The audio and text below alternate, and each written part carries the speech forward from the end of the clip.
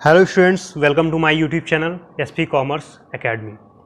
Students, आज हम बात करेंगे फाइनेंशियल मैनेजमेंट से संबंधित कुछ महत्वपूर्ण क्वेश्चंस के बारे में जो आपके एग्ज़ाम में पूछे जा सकते हैं।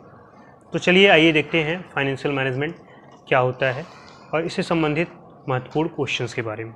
देखिए, आपका सिलेबस है और ये टोटल सिलेबस आपका 7 यूनिट में डिवाइड है और सातों यूनिट आपके लिए इंपॉर्टेंट है। कहाँ से आपके लिए थ्योरी इंपॉर्टेंट है, कहाँ से आपके लिए न्यूमेरिकल इंपॉर्टेंट है, ये सारी विषयों पे हम आपको बताएंगे।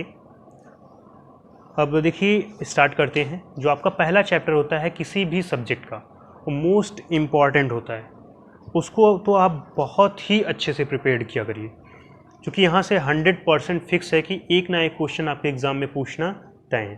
तो पहला ही क्वेश्चन आपका बनेगा, what do you mean by financial management? वित्तीय प्रबंध से क्या आशय है, इसकी मीनिंग के बारे में। ठीक है। उसके बाद जो आपसे पूछा जा सकता है कॉन्सेप्ट के बारे में। ठीक है, concept of financial management, explain the concept of financial management. तो इसमें देखिए, ट्रेडिशनल अप्रोच है, मॉडर्न अप्रोच है।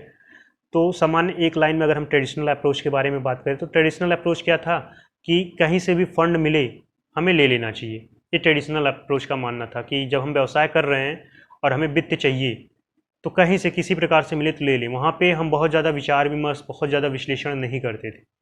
लेकिन मॉडर्न कॉन्सेप्ट क्या कहता है कि हम कहीं से भी फंड लेते हैं तो उस पर कितनी कॉस्ट आ रही है, उस पर बहुत ज़्यादा हम विचार विमर्श करते हैं।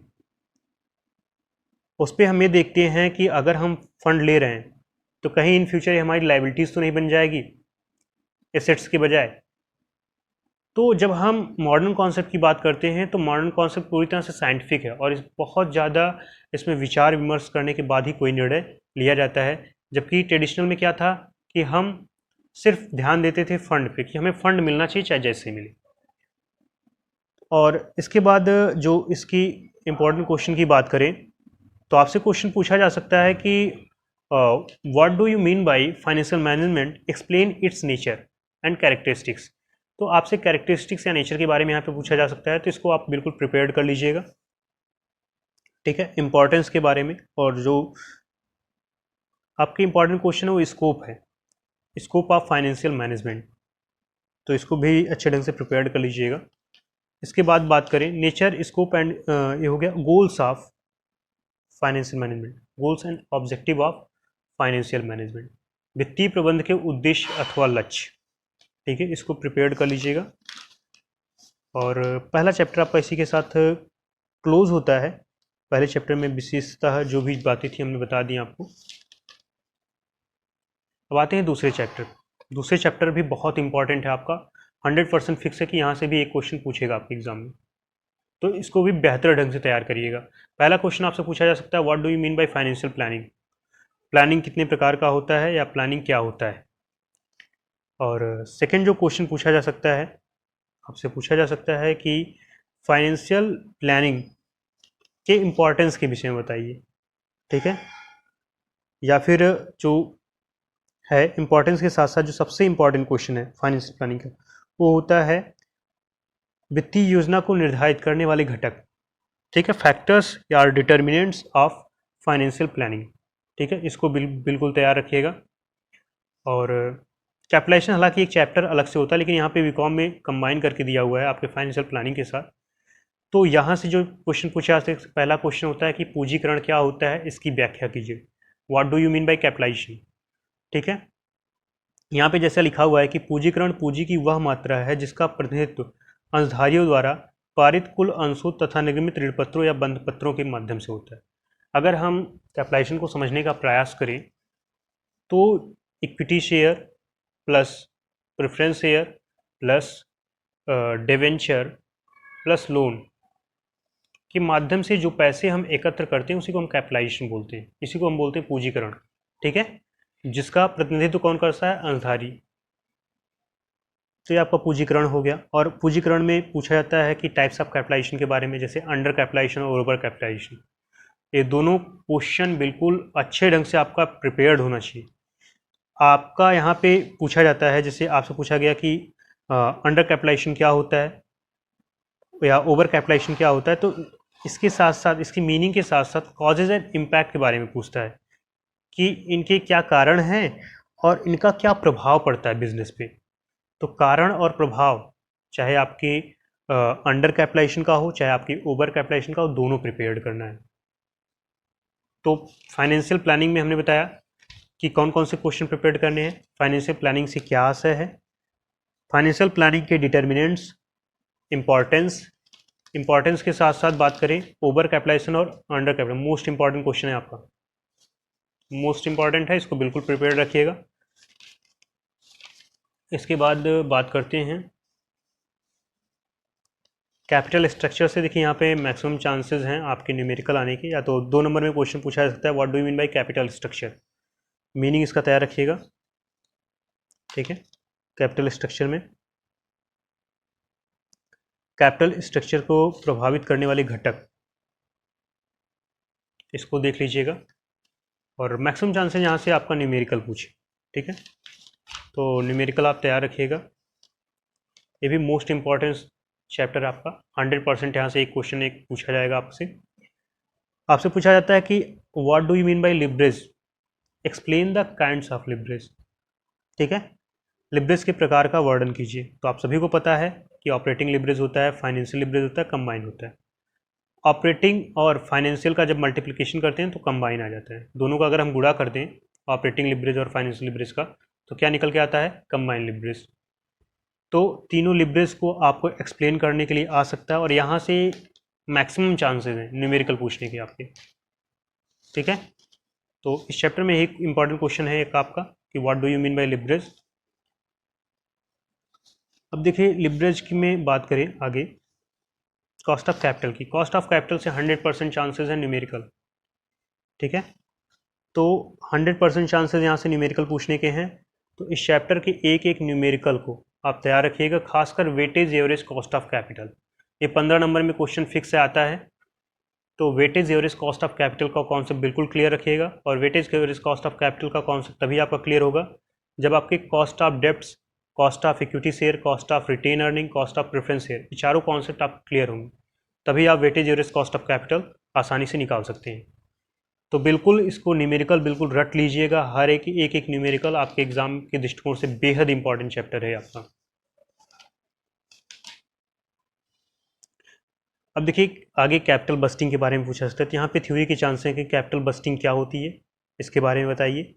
कैपिटल बस्टिंग के इंपॉर्टेंस के बारे में आपसे पूछा जा सकता है। ठीक है, तो कैपिटल बस्टिंग में थ्योरी आप प्रिपेयर कर लीजिएगा। यहाँ से जो न्यूमेरिकल आता है वो न्यूमेरिकल आता है पे back period and post back period का, और internal rate of return IRR का। खासकर पे बैक पीरियड और पोस्ट बैक पीरियड बहुत बार पूछा जाता है, तो पे बैक पीरियड और पोस्ट बैक पीरियड के कॉन्सेप्ट को बिल्कुल तैयार रखिएगा। अब जो भी एग्जाम्पल हैं, एग्जाम्पल में भी कुछ इंपॉर्टेंट एग्जाम्पल आपको बताए गए थे, जैसे हम यहाँ पे बात करें तो क्वेश्चन नंबर 11 है आपका, इंपॉर्टेंट क्वेश्चन है। 11 के साथ साथ बात करें 16 नंबर क्वेश्चन जो इंपॉर्टेंट है आपका, 16 नंबर भी तैयार रखिएगा एग्जाम्पल में। 21 नंबर की बात करें, 21 नंबर भी इंपॉर्टेंट है, तो इसको तैयार कर लीजिएगा। इस चैप्टर को पूंजी बस्टिंग हो गया आपका।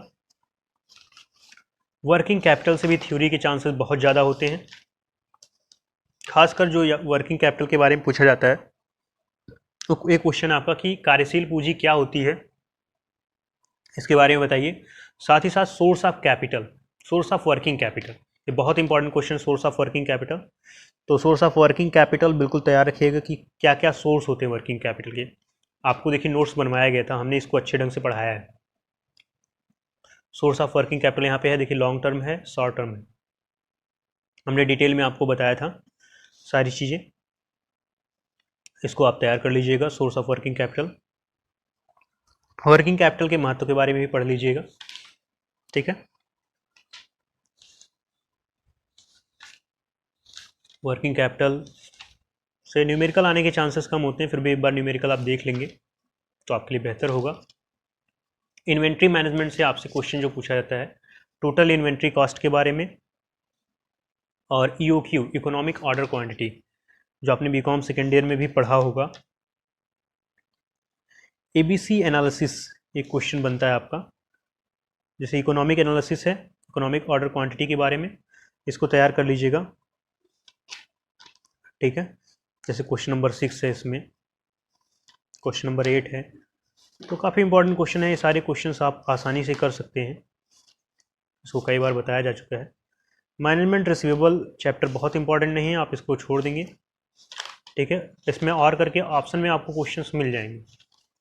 अगर यहाँ से क्वेश्चन बनता भी है आपका cash management and cash budget, इस चैप्टर की बहुत ज़्यादा इंपॉर्टेंस नहीं है।